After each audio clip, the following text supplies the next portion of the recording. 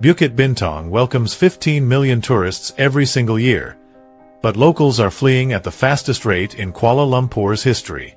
If you've ever dreamed of living in Malaysia's most glamorous district, the one you see all over Instagram with those glittering towers, luxury malls, and endless nightlife, what I'm about to show you will completely change your mind.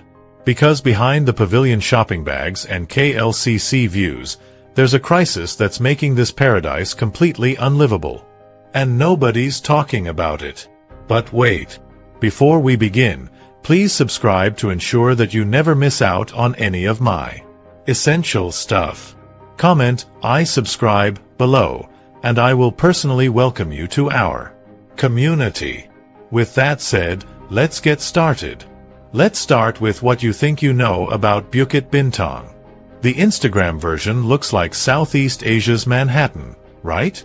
Pavilion KL. Fahrenheit 88. Lot 10. Rooftop bars with infinity pools. Street food on Jalan Alor that looks absolutely incredible at sunset. But here's what the algorithm doesn't show you. A 2023 Kuala Lumpur housing survey found that 67% of long-term Bukit Bintang residents plan to leave within 2 years. Not thinking about it. Planning to. 2 out of every 3 people. Let me introduce you to Sarah Chen. Sarah was 34 when she moved to Bukit Bintang in 2019. She thought she'd found paradise. She ran a boutique cafe on Chongkat Bukit Bintang. You know, one of those charming streets with the heritage shophouses and fairy lights. Living her absolute dream. By 2023, forced to close. Her rent had increased 340% in just 4 years. Not a typo. 340%. She told me, "I went from living my dream to barely affording to eat in my own neighborhood." And according to a 2024 University Malaya Urban Development Study, Bukit Bintang has the highest displacement rate of local businesses in all of Southeast Asia. The entire region. These aren't just numbers. These are people's entire lives being priced out of existence. But the rent crisis? That's just the beginning of what's destroying this place. Here's something that'll shock you. Royal Malaysian Police data from 2024 shows that Bukit Bintang's crime rate has increased 156% since 2019. We're not talking about a slight uptick. We're talking about more than double. Snatch theft? Up 203%. Scams targeting tourists? Up 189%. Harassment incidents? Up 174%. Meet Raj Kumar. 28 years old, marketing manager, thought he knew his neighborhood. For 3 years, Raj walked the same route home from his office. Felt completely safe. This was his community. Then October 2023 happened. Phone snatched right out of his hand by motorcycle thieves on Jalan Alor. Gone in 2 seconds. January 2024. He witnessed a tourist get robbed at knife point right outside Lot 10. Broad daylight. Hundreds of people around. By March 2024, Raj had moved to Mont Kiara. He told me, "I couldn't sleep anymore. Every sound felt like danger." Think about that for a second. Imagine walking past Gucci and Prada stores while looking over your shoulder every 10 seconds. That's the Bukit Bintang experience now. The Southeast Asian Security Journal ranked Bukit Bintang number 1 for tourist-targeted crime in Malaysia in 2024. Number 1. Locals now use GrabCar for 200-meter walks after dark. That's not living. That's survival mode. And just when you think you're safe indoors, the real nightmare begins. Here's something that sounds impossible, but I've got the data to prove it. Bukit Bintang has more Airbnb units per square kilometer than Paris, London, or New York. Let that sink in.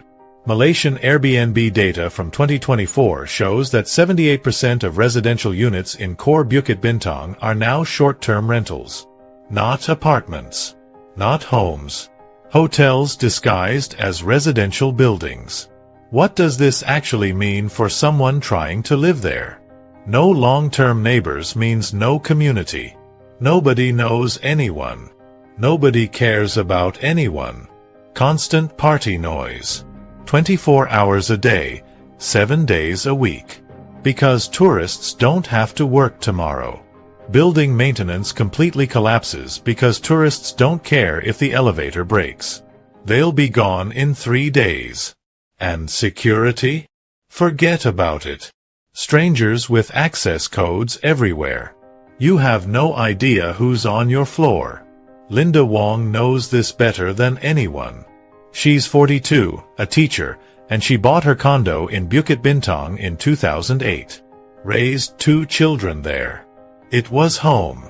By 2022, her floor had become 80% Airbnb. Hallway trash that nobody cleaned up. 3 a.m. parties every single week. Elevators broken for months at a time because the building management was powerless. The actual owners don't even live there. Linda sold her home in 2024. Took a 15% loss just to get out.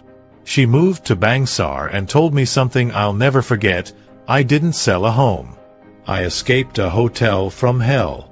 A 2023 Journal of Urban Housing Economics study found that short-term rentals reduce neighbor interaction by 91% and increase noise complaints by 340%. Every night sounds like a different language screaming. Glasses breaking. Doors slamming at 4 in the morning. This isn't a neighborhood anymore. It's a revolving door of strangers. But there's one problem that's literally poisoning the air you breathe. Ready for this? Bukit Bintang has air quality worse than parts of Beijing during certain hours of the day. The Malaysian Air Quality Index from 2024 shows PM 2.5 levels in Bukit Bintang averaging 68 micrograms per cubic meter during peak hours. The WHO safe limit? 15. That's more than 4 times what's considered safe to breathe. Now here's why you've never heard about this. The measurements are taken at street level, between buildings, where people actually live and walk. But the official air quality monitors? They're placed in parks and open areas where the readings look much better. A 2023 Malaysian respiratory health study found that Bukit Bintang residents show 43% higher rates of asthma and 37% more respiratory infections compared to other areas of KL. Ahmad Zaki moved his family to a luxury condo in Bukit Bintang in 2020, right during the pandemic. He's 38, father of 2, thought he was giving his kids the best. By 2022, both of his children had developed persistent coughs. Doctor visits every month. Inhalers. Nebulizers. He couldn't figure out what was wrong. Then he bought an air purifier with a monitor. The data was shocking. Hazardous readings 6 to 8 hours every single day.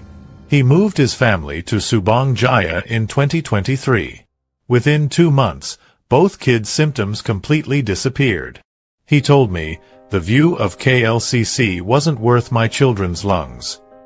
Why is it so bad? 3 reasons. Vehicle exhaust gets trapped between high-rises. It's called the canyon effect. The pollution has nowhere to go, it just sits there at street level. Construction dust from endless development. There's always something being built, torn down, renovated. And there's almost no green space.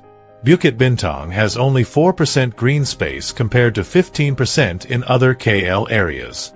A 2024 study in Environmental Health Perspectives Journal found that the urban canyon effect increases street-level pollution by 220 to 340%. Think about that. Your throat feels scratchy by noon. Your white shirt collar turns gray. Your morning jog tastes like exhaust. Residents now check the Air Visual app before letting their kids play outside. That's not normal. And the infrastructure that's supposed to support all this growth? It's literally crumbling.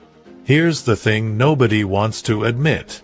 Bukit Bintang was built for 50,000 people. It now hosts over 200,000 people daily. The math doesn't work. Water supply cuts happen every 2 to 3 weeks according to the Kuala Lumpur Water Authority. Power outages have increased 280% since 2020. Sewage backups in older buildings? Up 156%. And the traffic? A 2024 DBKL transport study found that it takes an average of 90 minutes to travel 2 kilometers during peak hours. 90 minutes. 2 kilometers. Priya Menon is 31, works in finance, and pays Rm4,500 a month for her premium condo. In July 2024, during a heat wave, she had no water for 6 days straight. She had to shower at her gym. Buy bottled water for cooking. For washing dishes. For everything. Building management's response? The pipes are too old for the increased demand. She told me, I'm paying luxury prices for third world infrastructure. Let me break down the real cost of living in Bukit Bintang for you. Average rent, Rm3,800 a month. But then you need a backup power solution because the outages will kill your work-from-home setup. That's another Rm200. Water storage and delivery? Rm150. Air purification so you don't develop asthma? Rm180. Extra security because the building system isn't enough? Rm250. Your real cost? Rm4,580 a month for what you should be getting for Rm3,800. The Asian Development Bank's 2024 Urban Report rated Bukit Bintang infrastructure as critically overstretched. You're paying more to get less. And it's getting worse every year. But here's the twist nobody saw coming. This is going to blow your mind. Bukit Bintang is simultaneously too expensive for locals and losing value for investors. Both things. At the same time. For residents trying to live there, the average meal costs Rm45 compared to Rm15 in other KL areas. Groceries are 60% more expensive. Every service is premium priced. But for investors? Property prices are either stagnant or down 8 to 12% since 2022, according to Malaysian property data. How is this possible? Oversupply of luxury units. Zero demand for long-term rentals because locals can't afford it. And only tourists want short stays. David Tan learned this the hard way. He's 45 and bought a 2-bedroom unit in 2019 for Rm820,000. He expected value growth. Steady rental income. Smart investment, right? 2024 valuation? Rm740,000. He lost Rm80,000 in value. He can't rent it long-term because locals won't pay the premium prices. His Airbnb income dropped 40% post-pandemic because of all the competition. Now he's stuck with a mortgage, maintenance fees, and a depreciating asset. He told me, I invested in what I thought was prime real estate. It became a money pit. A 2024 study in the International Journal of Real Estate Studies found that overgentrified areas show 34% faster depreciation than balanced neighborhoods. Let me give you a comparison that'll make this crystal clear. Bukit Bintang 1-bedroom, Rm3, 200 a month, 550 square feet, noisy, polluted, unsafe. Bangsar 1-bedroom, Rm2, 400 a month, 750 square feet, quiet, green spaces, actual community. Mont Kiara 1-bedroom, Rm2, 800 a month, 850 square feet, expat friendly, safer, better maintained. If you're thinking of moving to KL and you assume Bukit Bintang is the goal location, you're about to waste a lot of money. So where are locals actually moving? The answer surprised even me. The 2024 Kuala Lumpur residential survey tracked where ex-Bukit Bintang residents are going. 34% moved to Bangsar. Why? Real culture. Walkability. An actual community where people know each other's names. 28% chose Mont Kiara. International feel without the chaos.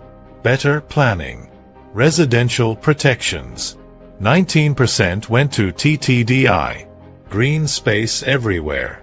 Family friendly. Still central but livable. 12% moved to Damansara Heights. You get the luxury without the Airbnb nightmare. And 7% went all the way to Subang Jaya for affordability, safety, and infrastructure that actually works. What do all these places have in common? Residential protection laws that limit Airbnb conversions. Actual local communities with schools, families, and long-term neighbors. Lower pollution because they have more green space and better urban planning. And better value. You get similar or better quality for less money. Remember Sarah Chen? The cafe owner who got priced out? She reopened in Bangsar. 40% lower rent. Higher local customer loyalty because there's actually a community. She lives 10 minutes away and walks to work safely. She told me, I found what Bukit Bintang promised but never delivered. A 2024 Malaysian urban migration pattern study found that 71% of people who left Bukit Bintang report higher life satisfaction after just 1 year. Listen, if you're watching this from Bukit Bintang right now, I'm not saying pack up and leave tomorrow. But ask yourself this question. Bukit Bintang isn't evil. It's just not for living anymore. Let me be completely honest about what it's actually good for. Short visits, 2 to 3 days maximum. Tourist experience. Hit the malls, try the nightlife, take your photos. Business meetings because it's centrally located. But it's not for raising families. Not for building a community. Not for your long-term health. And it makes zero financial sense. The Instagram version and the 3 a.m. reality are two completely different places. Here are the warning signs you should leave. You avoid going outside because of the crowds and pollution. You can't name 3 of your neighbors. Health symptoms appeared after you moved there. Coughs, headaches, sleep problems. You're paying more every year but getting less. You feel less safe than you did 2 years ago. If you nodded to even 2 of those signs, it's time to seriously consider alternatives. You're not stuck. You have options. Better options. Here's what I want to know from you. Would you pay RM4,000 a month to live in a place that looks perfect on Instagram but makes you miserable every actual day? Or have you already made the escape from Bukit Bintang? Tell us where you moved and whether it was worth it. And for those defending Bukit Bintang in the comments, I genuinely want to hear your side. What am I missing? What's your experience been like? Drop your neighborhood below. Let's create the ultimate guide of where to actually live in KL. Not where looks good in photos. Where you can actually build a life. Because the most popular doesn't always mean the best. Sometimes it just means the best marketed. And if this video just saved you from making an 80,000 ringgit mistake like David made, hit that subscribe button. We're exposing more dream locations that are actually nightmares. See you in the next one.